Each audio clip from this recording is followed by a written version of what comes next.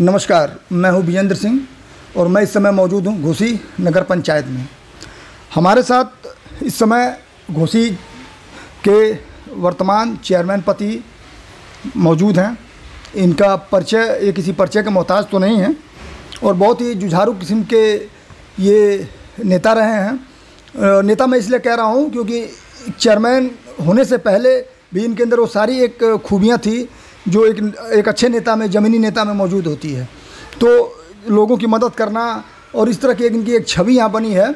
और बहुत लोग इनको रॉबिन हुड भी कहते हैं, लेकिन मैं इनको रॉबिन हुड नहीं मानता हूँ, इसलिए क्योंकि ये उस तरीके से नहीं, ये हमेशा आम जनता के इर्द गिर्द उन्हीं से घिरे रहते हैं। गरीब, शोषित, पिछड़े, इस तरह की राजनीति हमेशा ये बढ़ चढ़ के करते हैं, उनकी आवाज़ उठाते रहे हैं।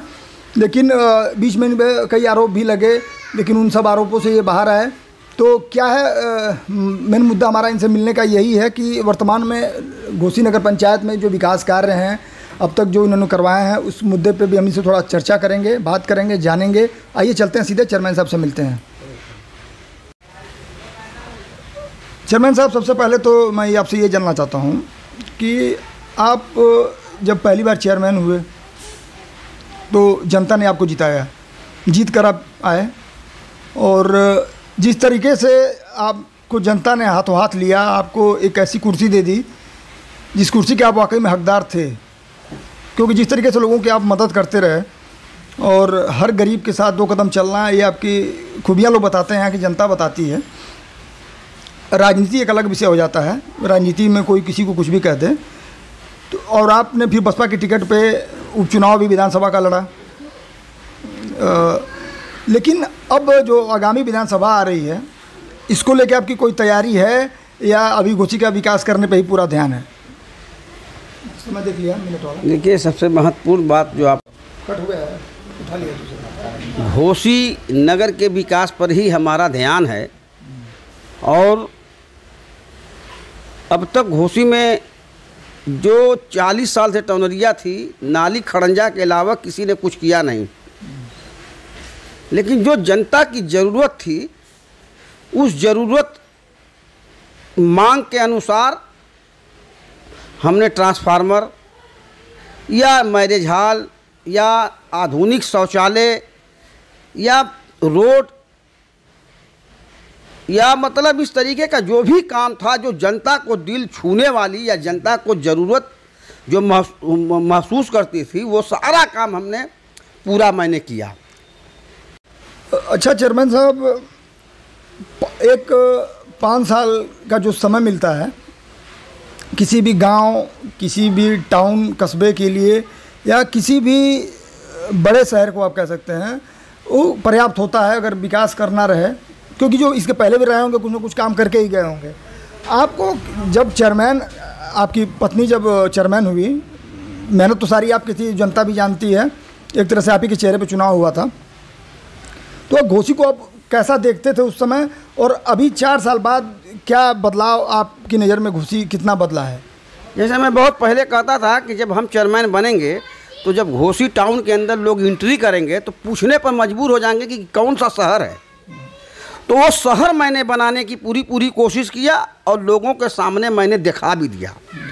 बनारस या किसी बाहर के लोग तो आज हम पूछते हैं कि ये कौन सा शहर है, तो मैंने शहर बनाया। एक सवाल आपने कहा कि अगला चुनाव जो आने वाला विधानसभा का, बसपा से जो चुनाव आप लड़े थे, तो बसपा से चुनाव में चेयरमैन साहब उस पर हम आएंगे, उस पर भी हम आएंगे, उस चुनाव पे आएंगे। एक क्वेश्चन मेरा और उसके पहले है चेयरमैन साहब, यहाँ पे जो गरीब तबका है, हम देखते हैं कि उनके यहाँ कोई अगर आकस्मिक मृत्यु हो गई या कोई अगर अपनी मृत्यु से भी अगर कोई मतलब निधन हो जाता है किसी के परिवार में, बहुत ऐसे गरीब हैं जो अपना 100 ले जाने की स्थिति में नहीं होते हैं। अपनी जो 13 दिन तिरही होती है या जो भी उसमें एक हिंदू या मुसलमान है, जो रीति रिवाज से जो भी होता होगा, जो भी होता है, तो ऐसे गरीबों के लिए भी कोई आपने व्यवस्था की है? क्योंकि एक बहुत बड़ा मुद्दा हो जाता है एक गरीब के लिए। इसके लिए हम, जैसे मान लीजिए एम्बुलेंस हम खुद चलाते हैं, कोई किसी को ले गए 25-50 हज़ार रुपये का ऑपरेशन किया करना है गरीब।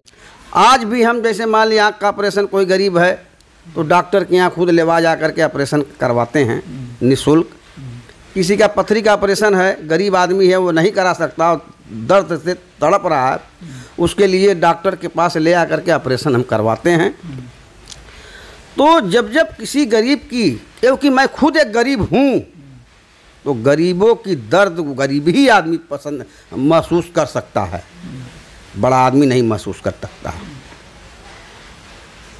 अच्छा चेयरमैन साहब, आप पिछला जो विधानसभा का उपचुनाव हुआ था, जो घोसी सीट से फागू चौहान को राज्यपाल जब मनोनीत किया गया, उसके बाद ये रिक्त हो गई थी, तो उपचुनाव हुआ, उसमें आप बसपा से लड़े थे। तो आप एक पहली बार चेयरमैन हुए थे, और ऐसा क्या हो गया कि आपकी ये जो काम करने की शैली थी, उसको देखकर बहन जी ने आपको टिकट दिया, या किस तरीके से अचानक आपका नाम चर्चा में क्यों आया, और आप अचानक आपको टिकट मिलने का कारण क्या था? जैसे सामाजिक जो काम मैं कर रहा था, आज भी कर रहा हूँ, पानी पिलाना, एम्बुलेंस चलाना, लाश गाड़ी चलाना, गरीबों के लिए टेंट चम्मच की व्यवस्था, टेंट बर्तन की व्यवस्था, जनाजे के लिए गाड़ी की व्यवस्था, डेट फ्रीजर की व्यवस्था, तो ये संदेश लोगों ने पहुंचाया बहन जी के यहाँ कि उपचुनाव अगर घोसी का जो हो रहा है, कुछ ऐसा कैंडिडेट बताओ कि वो लड़ाई लड़ सके, चुनाव जीत सके।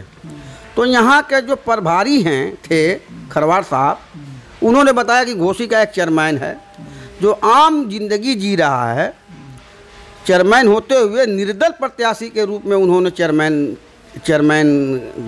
सबकी जमानत जब्त कर दिया।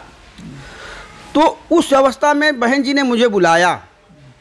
अब बुला के बहन जी को बदनाम करते हैं कि 2 करोड़ मांगती हैं, 3 करोड़ मांगती हैं, 1 करोड़ मांगती हैं। मुझको बुला करके और उन्होंने टिकट दिया, और बल्कि 1100 रुपया उन्होंने शगुन के नाम पर मुझको हाथ पैर भी रखा। बहन जी ने चुनाव लड़े, और लड़ने के बाद एक रिजल्ट मैंने दिखाया। अच्छा हाँ, ये है कि वो बिना पैसे लिए टिकट नहीं मिलता है। टिकट तो आपको भी मिला था, और मैं भी जानता हूँ कुछ बार अब्बास अंसारी, मुख्तार अंसारी के जो लड़के हैं वो दावेदारी से, वो हर मामले में आपसे वो आगे हैं, पैसे के मामले में तो बहुत आगे हैं। लेकिन सही बात है, अगर उनको पैसा ही चाहिए था तो अब्बास अंसारी से उनको अच्छी रकम मिल सकती थी।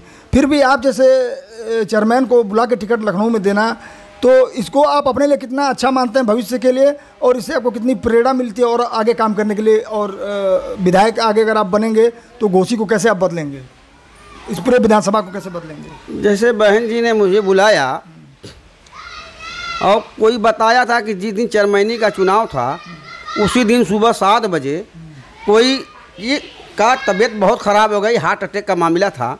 तो मैं उनको ले करके चला गया मऊ, और मऊ ने रिफ़र कर दिया संजय सिंह ने, मैं लेकर चला गया बनारस। मैं अपना वोट मैं अपने लिए नहीं दे पाया। तो ये बहन जी जब मुझसे पूछी तो मैंने उनको बताया, कहा कि आप पागल हो, और ऐसे पागल की ही मुझे ज़रूरत है कि जो अपना चुनाव नहीं देखा एक किसी की जान बचाने के लिए। तो इस बिना पर बहन जी ने मुझे 1100 रुपया खुद दे करके और टिकट देने का काम किया। और अगर भविष्य में जनता मुझे पसंद करती है तो भविष्य में जैसे घोसी नगर पंचायत को मैंने सजाया संवारा और मजबूती से लोगों की सहयोग किया गया, जैसे जो देखिए चेयरमैन का मतलब होता है जनता का नौकर। जैसे मोदी जी कहते हैं कि मैं चौकीदार हूं, तो उसी तरीके से हम जनता के नौकर हैं। और जो भारत सरकार, राज्य सरकार का जो भी स्कीम है गरीबों तक पहुंचावे, यही है नेतागिरी। तो मैं भारत सरकार और राज्य सरकार का सारी स्कीम घर घर से जा करके आवास, विधवा, वृद्धा, यानी जो भी आवास। इस बार आपकी कोई तैयारी है विधानसभा लड़ने की, इस पे भी ये बताइए। और दूसरी बात, इस बार क्या लग रहा है कि जो मौजूदा सरकार है दोबारा वापसी करेगी सत्ता में? क्या आपको कोई उम्मीद लग रही है उनके? क्योंकि आप चेयरमैन हैं तो काम करवा रहे हैं, तो जान ही रहे होंगे कि कितना विकास हो रहा है, कैसे क्या हो रहा है, तो उस पर क्या कहेंगे आप? दोनों का जवाब दीजिए। भाई देखिए, बहन जी आज भी हमको टिकट देने के लिए कई बार लोगों से खबर आ चुकी है कि बहन जी आपको याद कर रही हैं, और टिकट के लिए कई लोग गए टिकट के लिए। तो बहन जी ने यही कहा कि घोसी का चेयरमैन जो उपचुनाव लड़ करके 55,000 पा करके और कम समय में, और भी एक गरीब आदमी है और उपचुनाव में इतना वोट पाया है, मैं उसी को टिकट दूंगी। तो हम जाने वाले हैं बहन जी से मिलने के लिए, 2-4 दिन में जाएंगे और इंशाल्लाह बहन जी फिर मुझे टिकट देंगी। और मजबूती से जो लोगों ने मुझे वोट नहीं दिया, इसलिए नहीं दिया कि यहाँ ये था कि बीजेपी, तो जो दलाल किस्म के थे वो इतना गलत प्रोपेगेंडा किए कि ये गिरवा दिया, वो ढवा दिया। तो घोसी में उसका कुछ है नहीं, लेकिन घोसी के लोग 80% मुझको वोट देने का काम किया, 20% में लोग रहे। तो अब जब बाहर के लोग हैं, कोपा हैं, अदरी हैं, पूरा घाट वाले तो दिए, 70% वोट लोगों ने दिया। उसमें जो दलित वोट भी बट गए किसी कारण से, हमको टिकट मिल जाने के वजह से। कुछ उसमें 21 सेक्टर अध्यक्ष जो थे वो सब मतलब बागी हो गए, और दलित वोट कम मिला। लेकिन आने वाले दिनों में, इसलिए कि बहन जी मुख्यमंत्री बनने वाली हैं, तो जो 17,000 नहीं मिला वो मिलेगा। और जो मुस्लिम वोट जो है 60 से 65% हर जगह, मैं मुस्लिम वार्डों से या मुस्लिम गांव से मैं चुनाव कहीं से नहीं हारा हूँ, जो कि सपा का वोट था। लेकिन अब्दुल कयूम की कारकर्दगी पे, घोसी को एक शहर बनाने के इनाम में लोगों को एक उम्मीद थी कि अब्दुल कयूम अंसारी विधायक होगा तो इसी तरीके से हर क्षेत्र में विकास होगा। लोगों ने वोट दिया, उन लोगों को बहुत बहुत मैं बधाई देता हूं। आने वाले दिनों में मैं फिर कहता हूं कि एक मरतबा मुझे चांस दें, ताकि घोसी को जो हमने बनाया है उसी तरीके से पूरे विधानसभा में हम सरकारी सुविधा पहुंचाने का काम करें। रोड, आवास, स्कूल, कॉलेज बनवाने का काम करें। मुझे एक मरतबा आप लोग मौका दें। क्या नाम है भैया आपका? मोहम्मद अहमद। पानी ले कहाँ जा रहे हैं आप? बड़ेगांव मतलब क्या सप्लाई करने जा रहे हैं? सिर्फ टाउन में। तो आपका ये अपना बिजनेस है कि क्या करते हैं? ये चेयरमैन साहब का है। अच्छा, ये फ्री सेवा है क्या? हाँ। अच्छा, चेयरमैन साहब की फ्री सेवा है। हाँ। तो चेयरमैन साहब ये आपकी सेवा है? हाँ, ये हमारी सेवा है। जनता के लिए फ्री पानी आप सप्लाई करते हैं? इसलिए नहीं पिला रहे हैं कि पानी के तौर पर, इसलिए इसको पिला रहे हैं कि पहले जब एम्बुलेंस हम चलाते थे तो डॉक्टर के पास जाए तो डॉक्टर यही कहे मरीजों से कि फिल्टर पानी पिलावें या खौला के पानी पिलावें। तो चेयरमैन बनने के बाद हम ये व्यवस्था जो है लोगों की बीमारी कम करने के लिए ये हमने किया। चेयरमैन साहब ये एम्बुलेंस ये परमानेंट यहाँ खड़ी रहती है? हाँ, यहाँ परमानेंट खड़ी रहती है। हाँ, तो आज भी आप चलाते हैं क्या खुद ही एम्बुलेंस? हाँ, खुद चलाते हैं। हाँ, मतलब आप एक चेयरमैन पति हैं, तो उसके बाद भी आपके अंदर इतनी सेवा भाव है कि आज भी आप एम्बुलेंस चला रहे हैं? नहीं, पहले से ही एम्बुलेंस चलाते थे और जनता ही ने चेयरमैन बनाया है। जनता के सेवा करने में हमें कोई दिक्कत नहीं, बल्कि और मान सम्मान मिलता है। मतलब ये एम्बुलेंस सेवा आप जो है कितने सालों से दे रहे हैं? चेयरमैन बनने से पहले एक एम्बुलेंस थी, चेयरमैन बनने के बाद जनता के है टौनजिया का चेयरमैन। मैं राज्य मंत्री भी रहा 4.5 साल तक मुलायम की सरकार में। फिर विधायकी का चुनाव लड़ा पहली बार और 55,000 वोट लोगों ने, जनता ने दिया।